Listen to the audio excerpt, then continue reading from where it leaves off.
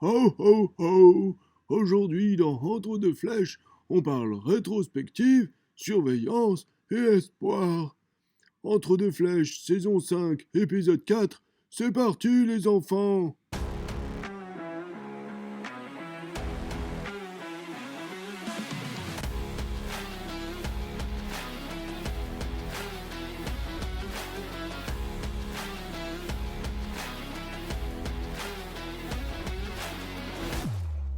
Ho ho ho. Salut les archers, salut les toxophiles. Oui, j'ai osé faire cette blague, mais le podcast sort le matin du dernier jeudi du mois et cette année, ça tombe pile le matin de Noël.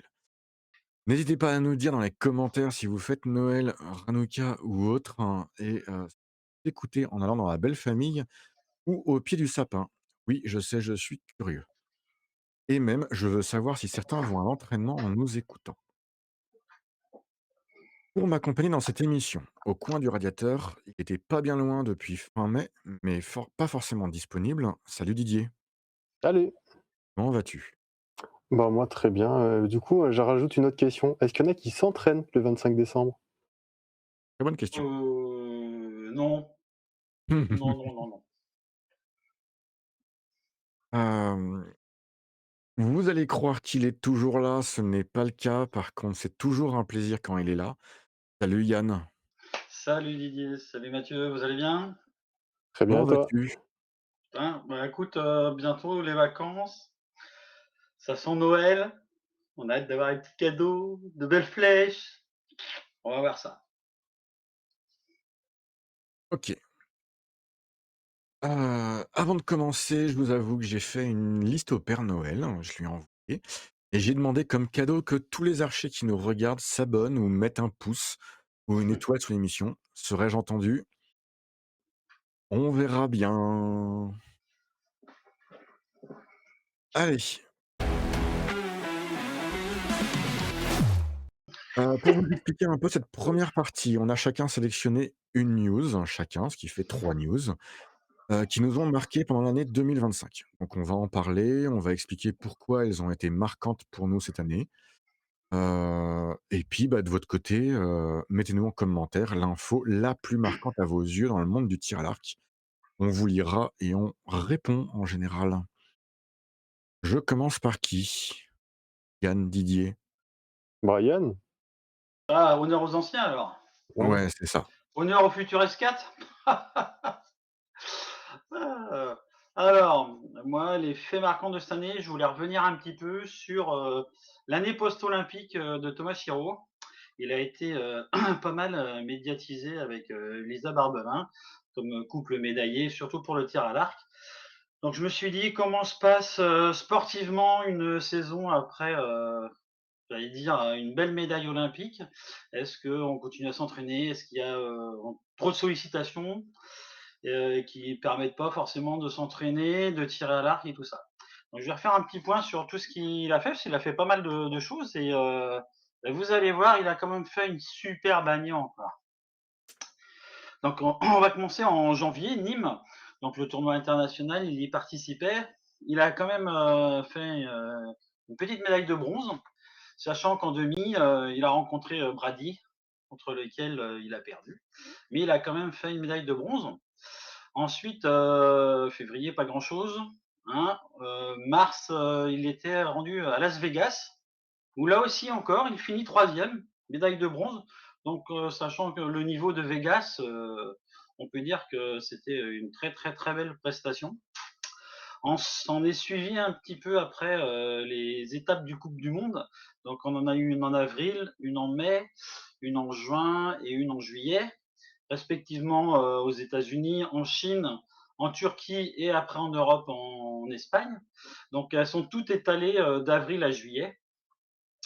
Donc, un petit coup de mou, on va dire, aux USA, hein, après le bronze de Vegas. En avril, il a fini cinquième, ce qui est aussi une belle prestation quand même. Hein. Les meilleurs archers sont quand même sur les étapes de Coupe du Monde. En Chine, il n'a pas fait de médaille individuelle. Il Bah a alors? juste, attention, il a juste fait une médaille d'argent en équipe, Ah! donc ce qui était quand même pas mal. En Turquie, Tu te même souviens avec qui il était en équipe à ce moment-là ou pas? Je crois qu'il était avec, Jean-Charles et Baptiste, hein. D'accord. Et c'est la même équipe qui avait battu l'équipe de Corée. Et c'est la première fois Alors, qu'ils vont j'allais y battre venir, l'équipe. Didier m'a Ouais. devancé. Ah là, quelle star! Donc c'est pas tout de suite, après, parce qu'après ça a été la Turquie. Après la Chine, ça a été la Turquie, où, l'équipe de France a fini, en bronze aussi. Pas de médaille individuelle non plus, mais médaille par équipe, dont on sent bien quand même que la médaille, je pense que depuis la médaille, des JO, l'équipe masculine, s'est quand même, bien montrée et je pense qu'ils ont une super cohésion et ils font, toujours de superbes matchs. Parce qu'en Espagne, ils ont fini par avoir la médaille d'or en Europe, chez eux, en équipe aussi. Donc en battant, comme disait Didier, la Corée en demi, en finissant par un superbe 60. Donc battre la Corée, c'est vrai qu'on aurait tous préféré qu'ils battent la Corée au JO de Paris, mais bon là, on va pas bouder notre plaisir. C'était quand même quelque chose de vraiment très intense, beau match que j'ai revu, et c'est vrai que ça fait un Et, superbe match. et on peut pas dire que la Corée était en forme médium parce qu'ils avaient eux-mêmes commencé le match par un 60. Donc ils étaient Voilà, tous les hein, deux on vraiment peut au dire top de leur que forme. Et, voilà. moi je l'ai vu en replay quand j'ai vu la première volée de la Corée, j'ai dit ça a dû être compliqué. En fin de compte, oui, ça n'a pas été simple, mais l'essentiel est d'avoir battu la Corée. Petite réjouissance. Donc, ça veut dire que la Corée n'est pas non plus imbattable. C'est pas le monstre qu'on entend, malgré le fait qu'ils peuvent changer les tireurs et ils arrivent toujours à s'en sortir. Bah, c'est ce qu'on disait la dernière fois, en fait, le niveau des équipes continue de monter et en fait, les niveaux se resserrent entre les équipes et les pays, c'est de Bah, plus en et plus puis intéressant. c'est vrai. Et puis des fois, pas grand-chose, comme on dit, un cordon suffit pour passer un petit quelque chose, et puis et tout passe. Mais c'est vrai que ça se réduit de plus en plus. Les écarts. Donc la Corée n'est plus maintenant, j'allais dire, le monstre. N'importe quelle équipe peut battre n'importe quelle équipe, ça s'est vu. Donc pour moi, pas de souci. En août, donc je continue avec Thomas. En août, j'ai rien trouvé. Et en septembre, la finale des championnats du monde. Alors là, ça a été, on va dire, peut-être la bête noire, hein, parce que là, rien en individuel, rien en équipe. L'équipe de France a fini quand même cinquième, donc c'est plus une médaille en chocolat, hein, donc c'est un petit peu après. On serait au biathlon, on dirait la cérémonie des fleurs. Nous, on n'a pas encore ça, donc voilà. Par contre, dans la foulée, c'est bien repris, Thomas, parce qu'au mois d'octobre, il y a eu la finale de la Coupe du Monde, où là, il a fini troisième. Donc la finale de Coupe du Monde, c'est les meilleurs archers qui ont fait sur les meilleures manches en fonction de leurs résultats qui sont sélectionnés. Et Plus plus mmh, l je rajoute comme info, mais plus, les 2, enfin 1 archer de chaque, genre, du du pays pays organisateur. organisateur, hein. Ouais, hein, c'est ça, quoi. Je Alors réussis pas à c'est dire. pas 2, enfin c'est un homme classique, une femme classique, une femme poulie, un homme poulie. Voilà. Donc il termine troisième, donc belle médaille de bronze. Et je me suis arrêté à novembre, où là, il est revenu en Europe au JVD Open, donc un des tournois à Eindhoven, un des tournois européens qui regroupe à peu près 1250 archers. Pas, c'est pas du niveau de Vegas, quoi qu'on s'en approche de plus en plus, hein, parce que bon, on connaît quelques archers de par chez nous qui y sont allés pour le plaisir. Et il a fini premier sur 1200 archers. Donc on peut dire que cette année post-olympique a bien profité à Thomas. Et je sais pas pour Jean-Charles, j'ai pas trop fait attention pour Baptiste. Pour Baptiste, je sais qu'il a eu à 10. Baptiste à 10. Il a eu ses premiers podiums en individuel durant cette année.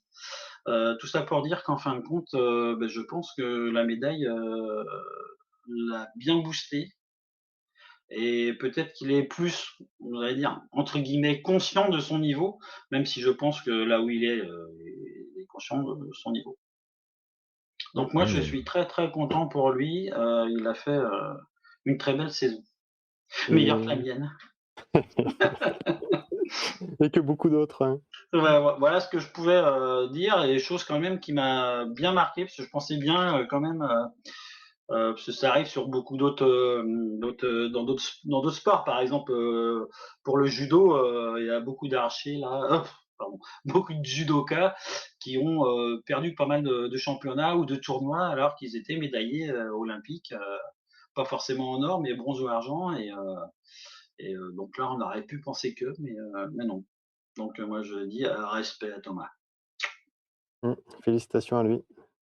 Bravo. Non, franchement, quand tu m'as apporté le sujet, j'ai fait, «OK, tu sûr?» Et en fait, ouais, ouais, ouais, Et c'est pas le week-end sacrée dernier performance aussi ou? pour Thomas et C'est Alors je me pas le suis week-end arrêté là, dernier? Didier, vite fait, Ouais, je ça, sais parce pas ce qu'il a que fait le week-end dernier. le week-end dernier, il y avait un autre concours et il est fini en médaille d'argent et il a perdu en finale contre Brady Ellison, sachant que c'était, égalité où, il y a qu'une fois où Brady a fait 2-0, Exact. 6-4 Exact, exact, dans la finale. exact. Je l'ai oublié celle-là. Ouais. Puis je crois que là pour cette, saison, pour cette année, on va dire, 2025, je pense qu'il en a fini là. Ouais, je pense que le prochain rendez-vous, c'est probablement Nîmes, Ouais, c'est ce que j'allais dire, probablement Nîmes, là, en janvier. Bah, mmh. maintenant ça va être difficile de plus faire ces gros tournois, hein. On va dire entre guillemets avec le statut qu'il a, statut de médaillé, olympique et tout, donc c'est vrai que et puis surtout avec la saison qu'il a faite là, donc en espérant qu'il garde, son niveau et qu'il se fatigue pas trop. Après, il y en a, on en a connu, hein, par le passé, qui faisaient l'impasse sur la saison sale pour, se focaliser que sur l'extérieur. Ça a pas l'air d'être le cas aujourd'hui, tant mieux. Tant mieux, faut espérer. Donc voilà un petit peu Mathieu, moi, l'année 2025, ce que j'ai retenu vraiment de cette année 2025 entre autres. OK, mais je comprends parfaitement. Ça marche. Didier? Oui, c'est moi. Pour ma part, du coup, j'étais assez, étonné de voir la Fédération française de tir à l'arc qui a fait des stats et qui les a diffusées. Je pense que chaque année, ils faisaient ça, jusqu'à présent, mais avec le changement du bureau, du comité, directeur au sein de la fédération, du coup, il y a quelques changements et le fait d'avoir, tous les chiffres de la fédé, c'est vrai que c'est quand même intéressant pour les petits curieux. Heu Bon, bah, c'est ce que j'avais dit la dernière fois, j'ai adoré ce tableau et je viendrai compléter une information, tu verras à la fin. Et du coup, voilà les quelques chiffres qui moi m'ont pas mal étonné. Personnellement, je fais du SAL, je fais du FITA, du fédéral, un peu de campagne, en ce moment, surtout du Beursault. Par le passé, j'ai fait du 3D, j'ai déjà fait du nature, aussi, donc bah, j'ai touché un peu à toutes les disciplines, hormis le para puisque je suis pas para, et j'étais plutôt étonné de voir qu'il y avait plus d'archers qui faisaient du Beursault que du campagne. C'est vraiment une chose qui m'a le plus étonné, dans ces stats-là. Par contre, il y a plus de tirs comptés en campagne qu'en Beursault. Donc il y a plus d'archers qui font du Beursault, mais ils en font moins que ceux qui font du campagne. Voilà, donc c'est des choses qui sont assez rigolotes Heu, à regarder. Alors question, Oui. question du petit Mathieu de Lyon. Heu, ouais, j'en ai des comme ça, j'en ai plein. Hem, est-ce qu'il y a pas plus de monde sur un campagne que sur un Beursault? alors Qui je sais explique qui expliquerait la différence de chiffres? Tu vois ce que je veux dire? Alors non, parce que des concours Beursault organisés en campagne, il y en a 129, en Beursault, il y en a 92. non, mais je D'accord. parlais en quantité d'archers peut-être, non? Non, pas forcément, parce qu'un Beursault, même quand il y a un club qui organise, genre un départemental, il y a plusieurs jeux d'ouverts en même temps et ça reste transparent. C'est un club qui organise et pourtant, comme un championnat de France, il y a un club qui organise, mais pourtant on est, 400, 500, 600 suivant les années à tirer en même temps et ça reste qu'un concours. Donc non, quand on n'est pas forcément limité en nombre de places. Certains Beursault, ils restent ouverts, la compétition dure sur plusieurs week-ends et ça reste ouvert, quasiment tous les jours de la semaine. C'est possible aussi quasiment, donc il y a pas vraiment de limite de place, non plus, quoi. Ouais, alors Didier, je comprends parfaitement ta vision, Beurre parisienne Mmh. du Beursault, mais un championnat départemental, par chez moi, bah, et 10 archers maximum par départ. Alors, je Par parle départ, hein? pas que ici, hein. Oui, Quand on bah, Mon premier il y a berceau que j'ai fait. a en fait, Yann, il y a, 2 cartes, enfin, il y a 2 allées et il y a 5 archers par allée. Donc tu as 10 archers par départ. Ah Mais ouais, non, tu mais f c'est déjà pas mal, mais parce tu que chez nous, fais on est 3 plutôt sur 10 archers tout court. et voilà. Et Malheureusement, mais malheureusement. sur un le championnat départemental est sur un lieu. Alors tu vois, Mmh. toi Alors, Yann, tu as 10 c archers dans tout le championnat départemental. Moi, je peux aller jusqu'à 10 par départ et je crois que les plus gros font, on va dire 7-8 départs dans le week-end. Et Didier, en région parisienne, lui, il dit: «Oh, championnat départemental, mais on ouvre 8 jeux d'arc s'il faut dans le Ah département, il y a pas de putain! souci». alors, c'est quand même pas là où on était le plus nombreux sur un jour et au même endroit. Mon premier berceau, je l'ai fait, en Rhône-Alpes. C'était pas dans un jeu d'arc et on était, je faudrait que je vérifie sur les tablettes, mais on était au moins 80 à faire le berceau. C'était sur un terrain de foot, ça se fait très bien. Il y a eu des berceaux qui ont été organisés partout en France, surtout dans le sud, sur des terrains de foot pour les tirs du bouquet. Ça attire beaucoup de monde, tout le monde peut tirer en même temps. Donc après, faut certains clubs arrivent à se donner les moyens pour faire tirer un maximum de monde aussi sur un berceau. Après, c'est là où est-ce qu'il y a de la demande aussi pour le faire? Un championnat départemental, du côté de Clermont-Ferrand, j'en ai pas forcément entendu parler en berceau. Si ça existe, n'hésitez pas à le dire, mais je trouve à ma connaissance, il y a pas vraiment beaucoup de jeux d'arc, dans les parages, mais ça n'empêche pas un club s'il veut faire de pouvoir monter comme ça s'est fait pour les tirs du bouquet. Ouais, C'est comme tout en fait, si les gens sont motivés et qu'il y a de la demande, ben, ça peut se faire. c'est ça. Voilà, donc ça c'était la 1 chiffre qui m'avait un peu, je vais pas dire choqué, mais interloqué. Et un deuxième chiffre, alors, est-ce que vous avez une idée de combien de titres de champion de France sont décernés pour le tir à l'arc sur une saison complète? C'est monumental. C'est plus d'une centaine de mémoire. Sur toute, toute Toute une arme et saison. toute, Oui, type, confondu? c'est ça. Oh purée, attends, tu rigoles déjà, Moi, je dis plus de 100. Ouais, ouais, je dirais peut-être 125, allez. ouais, 289. Oh Oh! putain! J'ai Voilà. 289 et pourquoi c'est Et pas un oui. compte rond d'ailleurs? Alors, bah, pour plusieurs raisons, en fait, et c'est là où il y a tous les chiffres et tout est expliqué.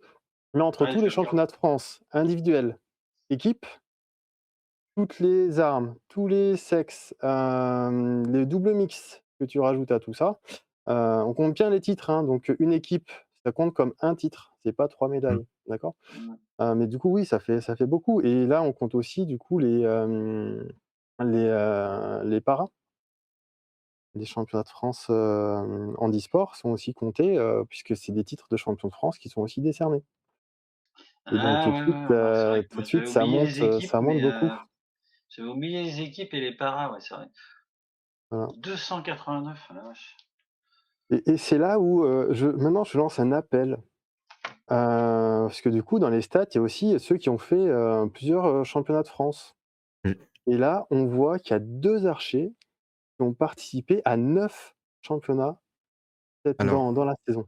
Voilà. Didier, tu Oui. n'as pas écouté la dernière émission, Non. ce n'est pas bien. La prochaine fois que je te vois, tu devras me payer un verre pour, l'occasion. Donc je me permets de le faire parce que j'ai eu, un SMS de Julien, notre président de fédération française de tir à Mmh. l'arc. Il m'a dit que ce sont, alors il donnera pas les noms, Normal. parce qu'il a pas l'autorisation de la part des archers, mais si il a l'autorisation de la part des archers, justement, donner les noms, on les transmettra et on les donnera.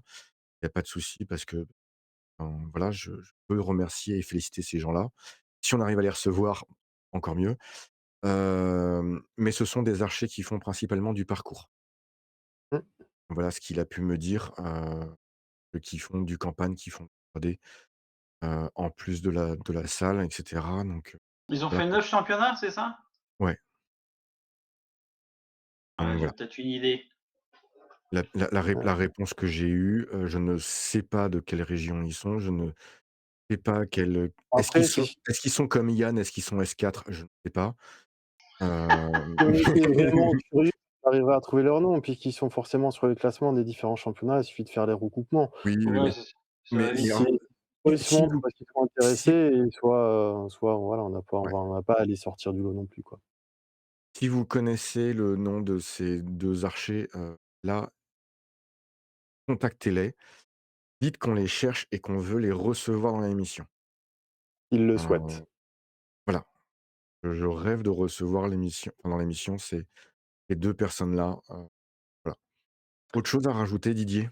Non, voilà, bah, après voilà, pour les curieux, vous avez peut-être pas accès, directement à ce document-là, mais si vous demandez à, un dirigeant de votre club, via l'accès dirigeant, il pourra vous transférer, ce document-là. Voilà, donc dirigeant d'un club FFTA, bien sûr. Oui. Non, parce qu'il y a des gens qui ne sont pas FFTA qui nous écoutent. Oui, mais j'avais précisé au début, que c'était la Fédération française de tir à l'arc. Oui, mais tu sais bien que Voilà, je répète toujours les choses 3, 4 fois. Je suis comme ça, minimum, minimum. minimum. Et du coup, c'est à ton tour, Mathieu. C'est ça, et tu es dans vous êtes tous les 2 dans le planning, hein, niveau horaire. Ah, on se Hem, tient, nous. Nous, on sait se tenir. c'est bien. Qu'est-ce que je voulais dire? Ah oui, alors ma news, bah, c'est l'annonce en fait par, la World Archery, comme quoi il y aura des poulies à Las Vegas. Donc ça, c'est la bonne nouvelle.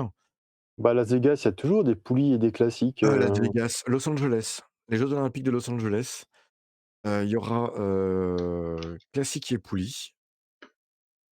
Donc voilà. On te voit, Yann, à la caméra, hein. mmh. Hem, Bah, après, ils seront pas tous, non plus, c'est pas que pour l'individuel, de mémoire, les poulies, c'est que en double mixte, l'annonce qui a été faite. alors, l'annonce qui a été faite, c'est qu'il y aura toujours 128 archers, aux Jeux olympiques. Donc il y aura moins de classiques et il y aura, par pays, un homme et une femme, et il y aura, je vais dire une bêtise, donc je vais pas donner je vais pas donner le nombre, mais je crois que c'est, 8 équipes, heu, donc 8 pays qui seront représentés. Dites-moi dans les commentaires si je me trompe. Voilà, parce que je dis ça de tête. Pour moi, c'est une très bonne nouvelle. Ça va montrer une vision différente du tir à l'arc. Ça va montrer autre chose du tir à l'arc, en fait, à la télé, parce que clairement, je discute avec des gens qui font des sports, pas très connus et qui me disent: «Oui, on nous voit, qu'aux JO, ou quand il y a une coupe du monde ou autre». Oui, bah, c'est bien, nous, c'est que aux JO. Donc voilà. Alors je vais faire une parenthèse, Sport en France diffuse du tir à l'arc. Le message n'est absolument pas sponsorisé par Sport en France. Regardez dans Mmh. votre, listing de chaînes, le numéro que c'est, parce que c'est pas le même par, catégorie. Mais voilà, on va voir du tir à l'arc un peu plus, à Los Angeles, à la télé. Après, on peut pas dire non plus que les poulies est inconnu et puis, oui, ils ne participent pas aux JO puisqu'ils sont aux JO paralympiques quand même, Oui, alors, je veux pas être méchant, mais, le nombre de téléspectateurs aux Jeux olympiques et aux paralympiques n'est pas du tout le même. Donc, voilà, à mon grand regret, heu et voilà. Tu sais, quand j'avais demandé, on avait fait les JO de Paris, des émissions spéciales tous les soirs. J'avais fait un sondage à savoir si les gens étaient intéressés pour que je fasse des émissions, pour les Jeux paralympiques, et j'avais eu 0 réponse pour. Voilà. bah, on était tous dans les gradins. De quoi? On était tous dans les gradins, c'est Non, les Ouais, Parisiens étaient dans les gradins. les Franciliens. Oui, ouais, pardon, excuse-moi. les franciliens. Donc voilà, pour moi, c'était, important. Yann, tu en penses quoi des Jeux olympiques, des poulies aux Jeux olympiques? Bah, écoute, tout ce qui peut nous aider à développer, le tir à l'arc, il y a pas de raison. On a vu un regain là de licences, pendant, depuis depuis la fin des JO, donc le poulie, nous, on en voit de plus en plus qui s'y mettent. On a la chance aussi d'avoir des jeunes qui s'y mettent, des très jeunes même qui s'y mettent. Donc pour moi, ce sera pas mal. Puis en plus, on a des chances de médaille, hein, parce qu'on a quand même de très bons archers poulies en extérieur. Bon, surtout Nico Girard, on va dire, hein, celui qui est le plus connu là aujourd'hui. Donc non, non, mais moi c'est très bien pour une fois que les États-Unis font quelque chose de bien au niveau sportif. Ça change des tarifs pour aller à la Coupe du monde de foot pour ceux que ça intéresse. Sans partir là, il y a d'autres sports. Quand on voit les tarifs, voilà. Donc pour une fois, ça c'est à peu près bien. Donc voilà, on va le souligner. Et Didier, que penses-tu de cette nouvelle bonne Ouais, bah, nouvelle? c'est toujours intéressant de voir des nouvelles armes et des nouveaux types de tirs, apparaître. Après, c'est vrai que, quitte à intégrer quelque chose de nouveau, mettre du parcours, ça aurait pu être intéressant. Utiliser un golf et faire du parcours, comme un campagne, ça pourrait pu être vraiment intéressant. Ça aurait permis aussi, d'introduire, de l'arc nu, du barbeau, faire les 3 en même temps pour faire les équipes. Ouais, ça aurait pu être aussi une autre option, peut-être à l'avenir, on verra. Puis peut-être, comme tu dis, pour compléter, peut-être plus télégénique, tout ce qui est sport comme en campagne. Hein. Bon, 3D, on a dit non, ça bon, ça m'étonne pas trop, mais campagne, c'est vrai, comme dit, ça aurait été peut-être un peu plus télégénique. Parce qu'après, il faut faire vivre tout ça en commentaire, sans regarder que des gens qui tirent. C'est vrai que ça peut des fois en dépasser certains. Oui, après ceux qui regardent le golf, c'est des gens qui tapent dans une balle, hein, et si on résume un sport à oui, on regarde un archer qui tire une flèche, bah, le golf, c'est quelqu'un qui tape dans une balle, tu vois? Non, Après alors, voilà, il y a des subtilités et il y a l'environnement qui peut jouer ouais, et c'est l'avantage d'un parcours, c'est l'environnement change, quoi. avec l'introduction de l'IA qui a été faite pour les JO, c'était pas mal aussi, ça présentait pas mal de choses, hein. La parabole de la flèche, vitesse, tout ça. Au golf, chose qu'il y a beaucoup aussi qui reprennent, donc pour le rendre un peu plus télégénique, peut-être aussi, hein. À voir. À voir, à On suivre. regardera en tout cas si c'est dans des horaires corrects. Ah bah, dans tous les cas, c'est dans les 24 heures de la journée, hein, donc il suffit de se lever au bon moment ou d'aller dormir, plutôt plus tard, il y a moyen, hein. Ça marche. Eh ben, merci pour, ces news de 2025.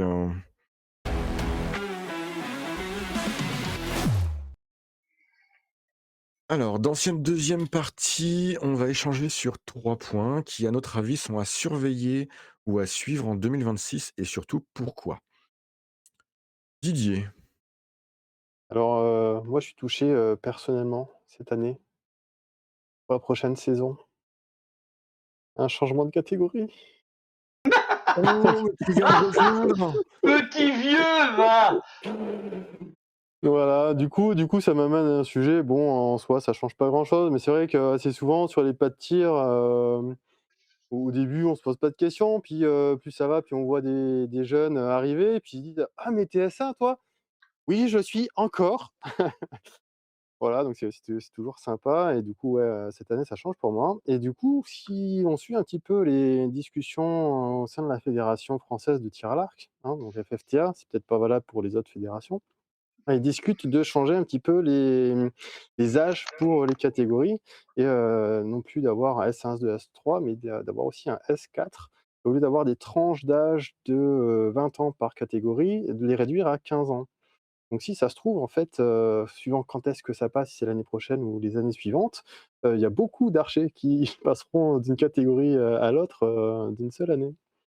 Donc voilà, c'est une discussion qui est en cours, à voir si ça va, vraiment aboutir ou non, mais c'est à suivre. Il y Tu a, sais, moi j'étais content de pas être passé vétéran, tu peux pas savoir. Le bien, on va dire, psychologiquement que ça m'a fait quand j'ai su que cette catégorie de vétérans et de super vétérans n'existait plus. Ça m'a fait moins mal d'être S2.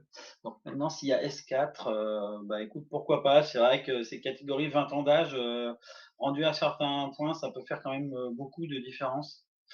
Entre, je vais dire, quelqu'un qui est dans la quarantaine et quelqu'un qui va être dans la soixantaine, tu as quand même physiquement et même c'est un peu plus compliqué. Donc je pense que s'ils réduisent un petit peu, pourquoi pas. Après, souvent à l'international, tu as la catégorie master 45+, hein. Bah, après ça dépend aussi. Il y en a certains, c'est tous les 10 ans, quand ils vont en Suisse, Bah, ouais, le voilà, tir en donc Suisse, je sais plus quelle fédération de tir à l'arc c'est, mais c'est les catégories, c'est tous les 10 ans. mmh, à suivre.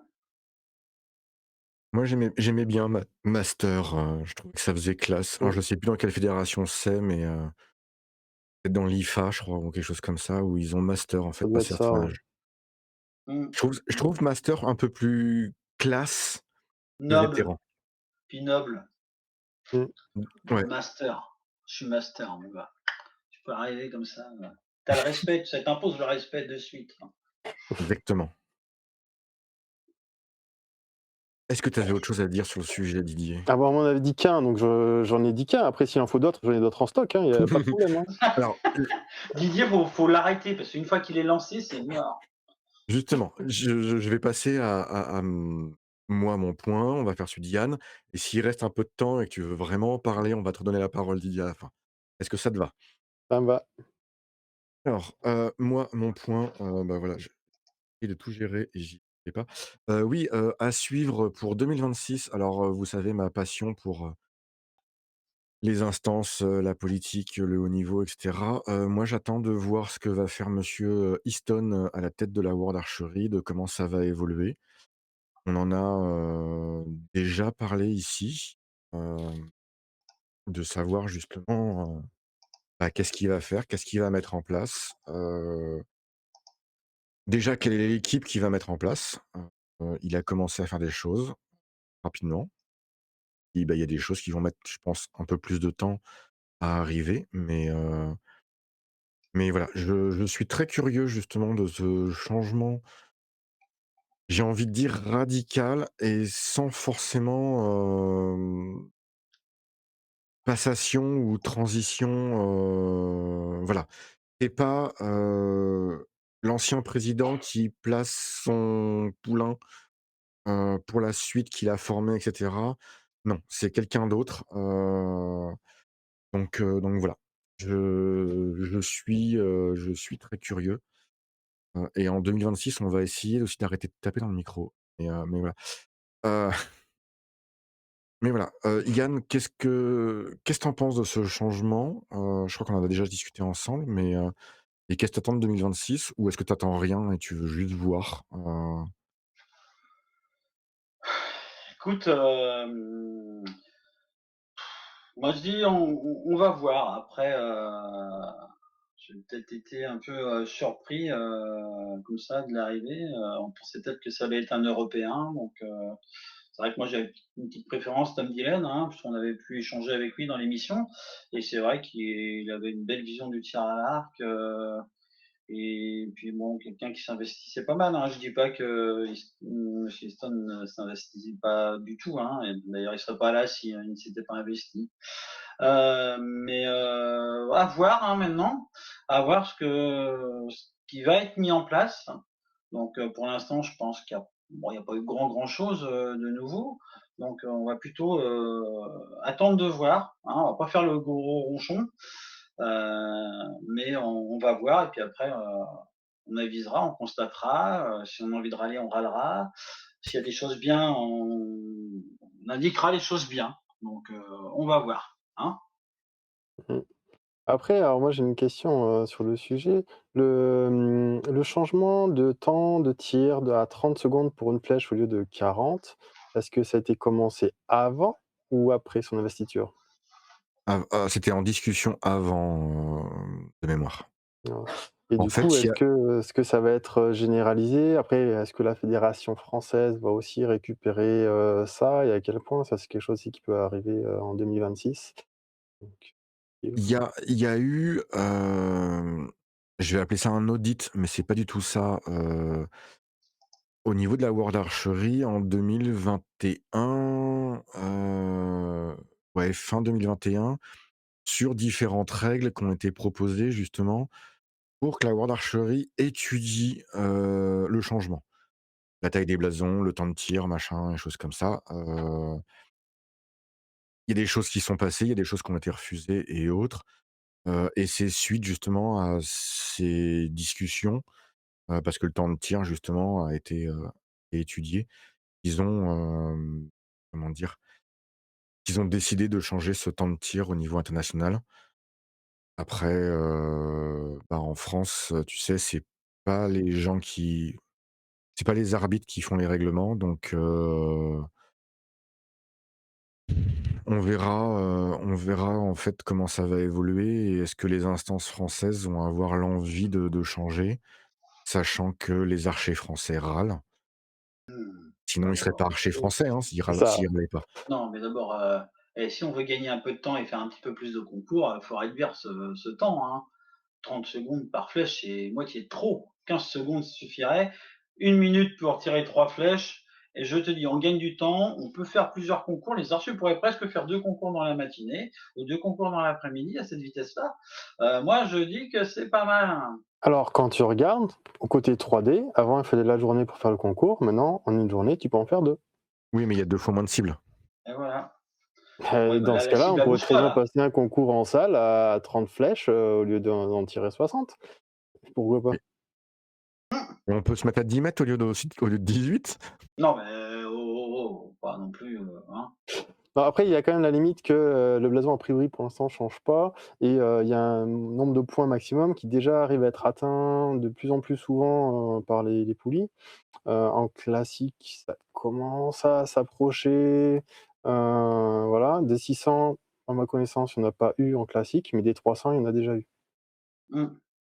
Oui, Ouais, mais les gros, là, il est gros le 10 aussi. en classique, Ouais. mais pas ce classique, mon cher Yann. Oh là là! Tu rigoles? Il y a trop d'accessoires à monter. Il y a trop d'accessoires à monter. Déjà, quand il faut que je monte mon poulet, je regarde si j'ai pas monté mon viseur à l'envers, si tu veux, et ma stab si elle est bien du bon côté. Alors là, non, Prends non. un arc droit, hein, tu auras moins de problèmes, hein. Ben, eh, j'espère que le Père Noël va m'en amener un. Bon, je crois que c'est mort parce qu'il y a déjà 3 arcs à la maison.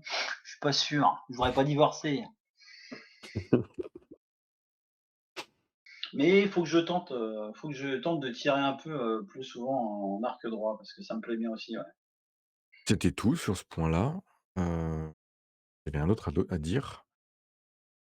Non, bah, du coup, c'est à Yann, à C'est à ton tour. Yann. Ouais, alors moi, petite surveillance, sur cette année, 2026, donc Paris 2024, youpi, c'était bien. On avait pas mal d'archers. 2025, grosse année. Donc les nombres des archers montent, les archers féminines aussi et tout ça. Donc on monte pas mal en licenciés, à surveiller, voir si ça continue. Parce qu'on a toujours connu des petites baisses. Donc je ne sais pas si dans vos clubs, comment c'est passé. Nous, on est à peu près sensiblement le même nombre. Par contre, on a beaucoup de turnover. Ça nous permet de rester le nombre qu'on est nous aujourd'hui. Donc à surveiller peut-être, voir si toute cette euphorie continue au moins jusqu'en 2028 et que notre sport continue de se développer, hein. Je pense que dans certains clubs, comme le nôtre, on a aussi des limites dans les installations et qu'on peut pas non plus être, trop nombreux. Donc, en général, c'est surtout les débutants où voilà, on est obligé de limiter, de pas en prendre plus. On le ferait. C'est là où il y a des discussions en général en cours, avec, les mairies, et autres pour essayer d'agrandir, trouver des moyens, des nouveaux créneaux et autres. Mais ça prend toujours du temps. Et ouais, il y a certains clubs où il y a pas le choix de limiter le nombre d'archers. Après, même si on est trop nombreux, ben, finalement, on se marche dessus et les gens arrêtent de venir, parce que, ben, trop nombreux, quoi. On peut plus tirer et c'est pas cool, quoi. Il faut juste arriver à trouver, d'être le bon nombre. Si certains clubs, ça peut leur permettre de grappiller du nombre de licenciés, que, l'ambiance reste toujours la même et que les gens restent, comme tu disais, pour éviter le turnover et que ça se rajoute pour que les petits clubs puissent grandir, tant mieux, c'est très bien. Voire Après, même se créer, des petits clubs se créer même, ouais, hein, ce qui pourrait être sympathique, hein. mmh, pour, se créer au sein de la Fédération française de tir à l'arc, je crois qu'ils sont aussi en train de changer, et je 6, je crois que c'est crois. justement en train de changer. Ah Avant, bon? c'était 6 et je me demande si c'est pas justement en train de changer et d'augmenter, un petit peu le nombre, d'archers et qu'il y aurait pas des limitations sur, l'ancienneté des archers, que tu peux pas prendre des nouveaux licenciés directement dans une nouvelle, dans un nouveau club. Donc c'est aussi en train de changer et Ah, il ça faudra c'est vérifier. compliqué ça. Je Compliqué, vais pas encore forcément un bon signe si tu veux, surtout si tu peux pas intégrer de débutants, tu vois? Non, C'est dans tous les cas, c'est possible, il faut juste bien se renseigner et connaître les limitations. Après, si on veut juste monter un club pour faire du tir à l'arc, il y a pas que la fédération française de tir à l'arc. Il y a d'autres instances, d'autres fédérations. Dans tous les cas, seule, chose où il faut vraiment faire attention, c'est la sécurité, quoi. Mmh. je ça fait plusieurs fois que j'en parle dans l'émission, hein, mais je me répète. Tu vois Yann, je répète, les choses, bah, je vais mais répéter aussi, hein, t'inquiète. c'est les élections municipales au mois de mars, donc profitez-en justement pour aller voir vos candidats en leur disant, «Youhou, j'aimerais bien avoir plus de créneaux, youhou, ne m'oubliez pas» et cetera pendant votre mandat. C'est toujours intéressant en fait c'est pour moi alors, j'habite dans un petit dans un petit quartier, de Lyon, où, j'ai un maire qui est proche. On peut le voir facilement, mais alors c'est pas le maire de Lyon que je vais voir, hein, vous inquiétez pas. Mais on a des élus assez accessibles dans là où je vis et bah, en fait, c'est le moment, en fait. Ils sont là, ils veulent se montrer, bah, profitez de ce moment-là pour aller les voir, pour leur dire, pensez au sport, pensez au tir à l'arc, pensez aux équipements sportifs, pour on puisse avoir accès justement, à des nouvelles salles parce que forcément il y aura des investissements, il y aura des choses qui seront éventuellement faites et ne pas vous oublier pendant 5 ans. Ouais, d'où le nerf de la guerre aussi, hein, être vigilant sur les subventions. Enfin vigilant, de toute façon, nous, on n'y pourra pas grand-chose, on ne pourra pas changer grand-chose. Mais, un club pourrait pas vivre sans financement. Les gros des financements, c'est les subventions. Et il y a quand même de gros risques que ça parte plus à la baisse, surtout que Paris 2024, c'est fini, c'est passé. En 2025, on a encore pu un peu en profiter. Est-ce que ce sera toujours le cas, Alors ouais, alors sur les avec ça? subventions, j'allais dire, petit coup de gueule, chez nous, la l'ANS par exemple, a redemandé, les subventions, Rap rap Covid, Yann, rappelle-nous ce que c'est que l'ANS avant de développer? l'Agence nationale du sport. Voilà. Ils nous ont redemandé, alors au moins pour, le comité départemental, ce qui nous a été, dit, durant l'assemblée, générale, ils nous ont redemandé des comment? Des subventions, versées en 2021, donc durant le covid. Alors qu'ils avaient dit il y a quelques temps que, ben, en fin de compte, ils savaient que toutes les actions avaient pas été forcément faites durant cette période de Covid. Donc, ils ont été obligés de redemander. Le comité par chez nous a été obligé de débourser 3 000 € pour rendre ces subventions. Donc, c'est vrai que on voit que les communautés de communes, les communes ou même les départements cherchent à récupérer du budget. Donc, comme dit Didier, ça va dans ce sens-là où, faudra pas rêver, la plupart, on aura si, maintenant les actions sont pas faites, les subventions seront plus que limitées, hein. Après, on voit quand même Et aussi que beaucoup de clubs commencent déjà à faire la transition, sur les maillots de clubs. Il y en a de plus en plus qui ont des petits sponsors, c'est des ça. magasins locaux, ou des sociétés, d'archers du club qui sponsorisent et ça permet de prendre une partie en charge. Mmh. C'est toujours ça de prix pour tout le monde et tout le monde est gagnant, ça leur fait un peu de pub. Donc, Alors Mmh. je vais faire un peu de pub, alors pour un club, le club de Saint-Priest, Arc-en-Ciel Saint-Priest. Ils ont des sponsors, sous leur cible. Au pied des cibles, ils ont des panneaux qui font la largeur du chevalet et bah, il y a le nom en fait de la publicité et c'est sous chaque chevalet et c'est la première fois que je le vois en fait, alors ça fait des années que je le vois, hein, mais tu que je jamais venu vois le tirer à justement de la Massy, pub. c'est pour ça. Bah, en fait, je trouve que c'est une bonne idée de communiquer et d'utiliser cet espace, qui peut être justement publicitaire et de pouvoir faire rentrer justement des sponsors dans le club. Donc comme vous savez que j'aime bien partager les petits tips, Mmh. pour développer votre club ou autre, bah, proposez ça en fait, à votre supermarché, à votre boulanger, votre boucher en fait du coin où vous allez acheter les croissants pour le bar, le matin de votre concours. Mais ça peut être super sympa justement d'avoir, la publicité, là-dessus. Voilà, Ouais. mais oui, il va falloir se rabattre sur du privé. Mmh. Et puis j'ai vu quelques clubs faire des financements participatifs, parce que ça manquait de subventions pour faire des championnats de France ou même pour monter un parcours. Je sais plus qui c'est qui avait fait un Pour, financement ré participatif. pour rénover aussi, des jeux d'arc ou, des salles ou des murs de tir, ça C'est ça, ça c'est on en est rendu là aujourd'hui donc c'est les élections municipales, donc regardez le programme de vos élus et regardez si ça parle de sport ou pas du tout. sinon un autre Vive endroit aussi où on peut mettre de la publicité, c'est ce qu'on utilise, nous à Massy depuis plusieurs années avec les sponsors qu'on arrive à obtenir. C'est, devant les spots, pour éviter que les gens marchent sur les spots, on met une protection et sur la protection, on met, le logo de la société qui nous enfin des sociétés qui nous sponsorisent. OK, bonne idée. Mais voilà, après on va se trouver avec des sponsors sur les gros numéros, jaunes et noirs, voilà. Ah si, pour ceux qui font des parcours, il y a quelques années, j'avais fait un parcours, je sais plus lequel c'est du tout. Je tiens à m'excuser auprès du club, je crois que c'était un 3D. Il y avait des sur le Piquet Stop, il y avait un petit panneau avec, un texte explicatif, comme quoi justement c'était une publicité pour, telle ou telle, boutique, donc voilà, ça fait toujours de la pub justement pour les gens qui aident à monter justement, bah, là c'était un 3D, là-dessus. Voilà, donc attention là-dessus.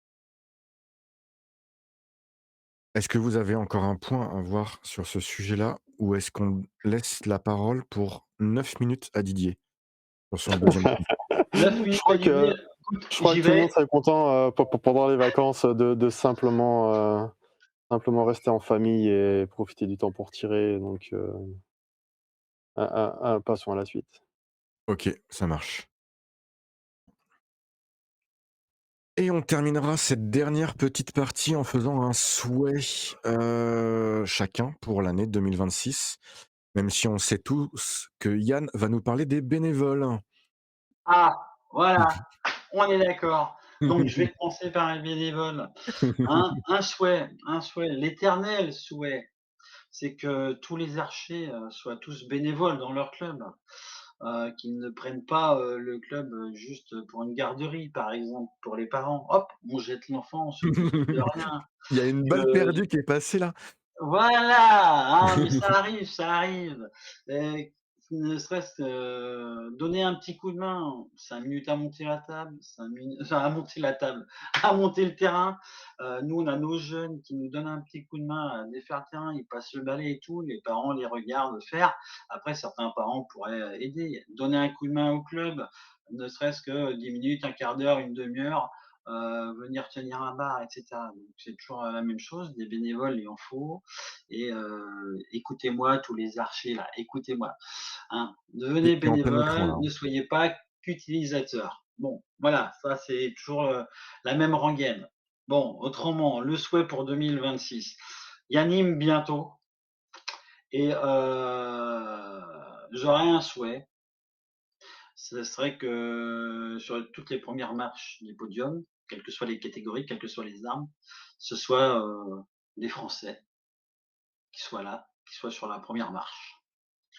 Ah, on a certains noms en tête, mais Les noms. voilà, ça changerait, ça nous ferait vraiment plaisir. Allez, donne-nous une compétition et donne-nous un nom que tu aimerais voir sur un podium, sur cette compétition-là. Tu as le droit à un ou une archère sur une compétition, quelle qu'elle soit, où tu aimerais que ça soit un Français qui la gagne en 2026. Allez, en 2026, Oui, Ça allez, peut pas être les JO, hein. vu sa progression, Victoria Sebastian anime première. OK. Ah là, tu t'attendais pas à ce nom-là, hein. Ah non, non, non, bah alors clairement pas, je m'attendais à ce nom-là. Ouais. Je l'avoue complètement. J'ai eu la chance de tirer avec elle il y a avant qu'elle soit, à Nîmes et tout ça. J'ai vu tirer avec elle une fois sur un concours et c'est vrai que maintenant je suis un petit peu, ce qu'elle fait et vu sa progression là, énorme. Dommage qu'elle ait pas été prête pour les JO, on va dire, de Paris, hein. Donc ouais, j'aimerais que qu'elle soit sur la première marche à Nîmes cette année. Alors écoute, Victoria, si tu nous écoutes, je croise les doigts pour toi. Donc voilà pour moi, hein, grossièrement, on va dire. Ça marche. Didier? Alors chez nous en France, on trouve des fabricants d'arcs, même d'arcs, de poignées, classiques, on trouve un fabricant de branches classiques, on trouve, des fabricants de viseurs, de stabilisateurs, mais on trouve pas de fabricants de flèches et du coup, je me dis: «Ben, pourquoi pas? Il y a peut-être un marché, il y a peut-être quelque chose à faire, du made in France pour avoir un équipement, complet français pour les archers français». Je me dis que, voilà, pourquoi pas? Ça pourrait être, une bonne idée. Bah, d'ailleurs, je trouve que l'idée est bonne, Didier, parce qu'il y a eu, alors j'ai pas suivi, j'en ai entendu parler, il y a eu le défi qu'a fait, Philippe Massy, je sais pas s'il avait réussi pour le Téléthon là, Non, à qui Étampes, il s'était lancé le défi de faire 8018, flèches en 24 ouais, heures. en 24 heures. Je sais Donc pas en s'il l'a eu? gros alors, j'ai les infos. Donc en gros, en moyenne, c'est Ah, une flèche toutes les 10 secondes, ouais, c'est d'accord? ça. Et il s'était entraîné plusieurs mois pour le faire. C'est pas n'importe qui est capable de le faire. Il a fait ça dans son club avec beaucoup de bénévoles autour. Mmh. Il y avait plusieurs cibles, assez proches les unes des autres pour tirer tout en sécurité. Pendant qu'il tirait sur une cible, les bénévoles pouvaient compter les flèches, pouvaient aller chercher les flèches de l'autre cible en sécurité. Voilà, c'était vraiment une organisation, complète, hein, c'est pas ouvert à tous, faites pas ça tout seul chez vous, quoi et malheureusement, il s'est blessé à la 400e flèche.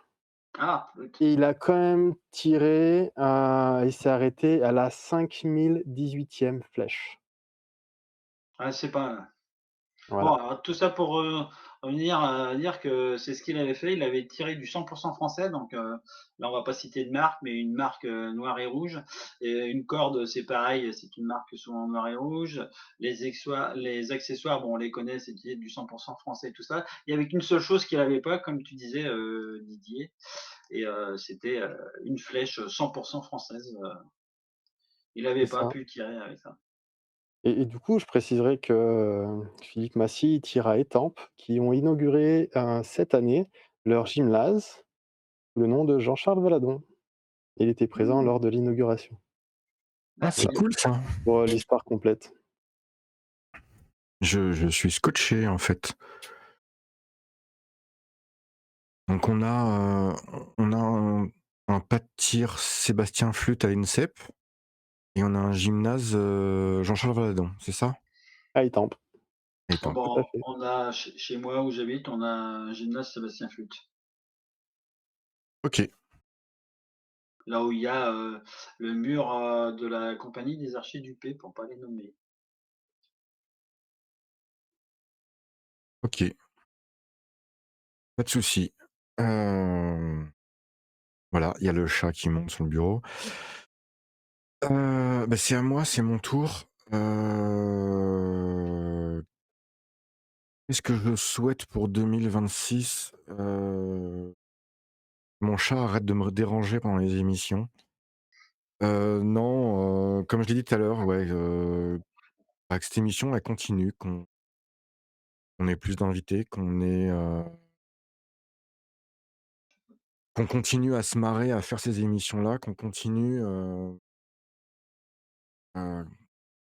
à avoir des abonnés. Enfin, on a de plus en plus d'abonnés sur Instagram, on a de plus en plus d'abonnés sur YouTube, on a de plus en plus d'abonnés sur les podcasts. Alors c'est les podcasts qui explosent. Je pense que c'est devenu la mode, les podcasts, aujourd'hui. Donc vous nous voyez pas, vous voyez pas notre jolie tenue, aujourd'hui, mais ouais, j'ai envie pour 2026, qu'on reçoive des gens, super intéressants, qu'on parle de tir à l'arc sur, tous les sujets, possibles, imaginables. Que l'équipe, qui m'accompagne là-dedans, là, cette bande de fous, qui est là depuis le début. Je sais pas depuis combien de temps je vous connais tous les 2 là, par exemple, mais que ça soit Nico, Harmonie, Ouais, c'est je vais ça, il y les a pas oublier, que ceux qui je vais sont arrêter. tous là aujourd'hui, hein, c'est dur de citer tout le monde, Ouais, il y c'est a ça, quand même beaucoup de gens qui aident. Stéphanie qui met des conseils et cetera. Je vais souhaiter que vous continuiez, à venir nous voir sur les pas de tir en disant: «Ah mais je connais cette voix-là. Ah mais vous faites pas Entre 2 flèches?» et cetera. C'est mon petit bébé, j'essaye de passer un petit peu le flambeau. J'essaye que tout le monde, trouve sa place, qu'on fasse des émissions sur tout, sur tous les sujets. On a parlé cette année de tir à l'arc à cheval, on Surtout a tir à l'arc quand même, hein, oui, Surtout oui, tir non, à mais l'arc. entre parler avec le sous toutes secrétaire les formes. général de la World Archery ou d'une triple médaillée, au sur des championnats d'Europe 3D ou championnat du monde 3D le sélectionneur de l'équipe de France de tir à l'arc à cheval, c'est juste génial en fait de pouvoir faire tout ça. On reçoit des passionnés, on a une équipe de passionnés. Il y a les gens que vous voyez, à l'écran, que vous entendez, puis vous avez des gens qui me filent des coups de main, avec leur carnet d'adresse derrière. Je reçois des petits textos, des petits DM. Voilà, je vais pas rentrer dans les détails pour 2026, par 2-3 petits trucs assez sympas. Mais si jamais vous avez des idées, hein, des sujets ou des invités que vous souhaiteriez voir, n'hésitez pas, hein. Par exemple, là, hop, je viens de recevoir dans l'oreillette, ah, tir à l'arc sous-marin? Ouais, il y en a, vous aurez une émission sur le tir à l'arc sous-marin. OK, alors Ouais. faut trouver l'invité, mais qu'est-ce que je Ah, peux le Cluedo aussi, je crois que c'est du tir à l'arc, voilà, différent. Ça serait donc bien aussi. le Kyodo est aujourd'hui le projet le plus avancé puisqu'on a, 2 invités qui sont prêts à venir, donc il faut juste qu'on prenne le temps d'organiser tout ça, sur la suite. Voilà, je souhaite vraiment que ce bébé qui est entre 2 flèches que j'ai créé dans ma chambre pendant le confinement, continue à évoluer, donc voilà. Heu, Surtout que le bébé a fait du chemin, il marche pas mal. Il va bientôt rentrer en CEP, donc c'est pas mal, c'est il pas apprend mal. à lire, Quand on voit la première émission, hein, je sais pas si tu te souviens laquelle c'était? c'était Ah ah! avec On parle tir à l'arc? Ah yes, c'est bien, tu t'en souviens, notre première émission qui avait duré 2 heures, plus de 2 heures et demie, 3 heures et c'est vrai quand on voit le chemin qu'on a fait, depuis, bah, c'est tout bonnement génial donc merci à toi quand même, aussi. Mais merci à vous d'être là, merci de me suivre.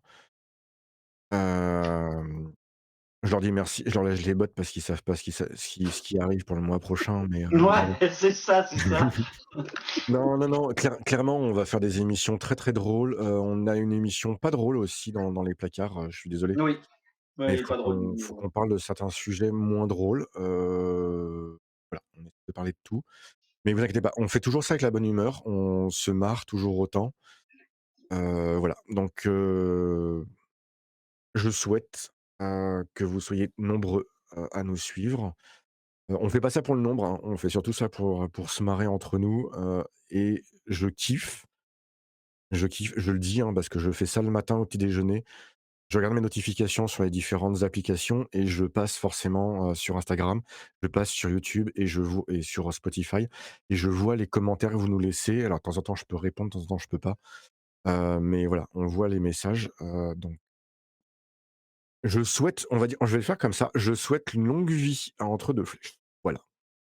Vous aviez quelque chose à rajouter sur ce que je viens de dire, ou pas du tout? Ah bah, écoute, pour moi, tu tout dit. Bon. Je voulais terminer cette émission en vous remerciant tellement de fois d'être là, de partager cette émission, d'en parler sur les pas de tir, de nous aider à faire qu'elle existe et surtout qu'elle continue à exister après 5 saisons. Nous ne savons pas ce que vous avez fait pendant les fêtes et cela ne nous regarde pas. Que ça soit Hanouka, ouvert des cadeaux, un petit repas entre amis ou refait vos flèches à la maison, nous savons que cette période n'est pas forcément simple pour tout le monde. Mais toute l'équipe d'Entre 2 Flèches vous souhaite à toutes et à tous une très bonne année 2026. Voilà, vous pouvez dire bonne année si vous voulez les gars, hein. Allez, passez de bonnes fêtes de fin d'année et vive le tir à l'arc sur Entre 2 flèches. Allez, bonne fête à tous, amusez-vous bien. Bonne fête et bonne année.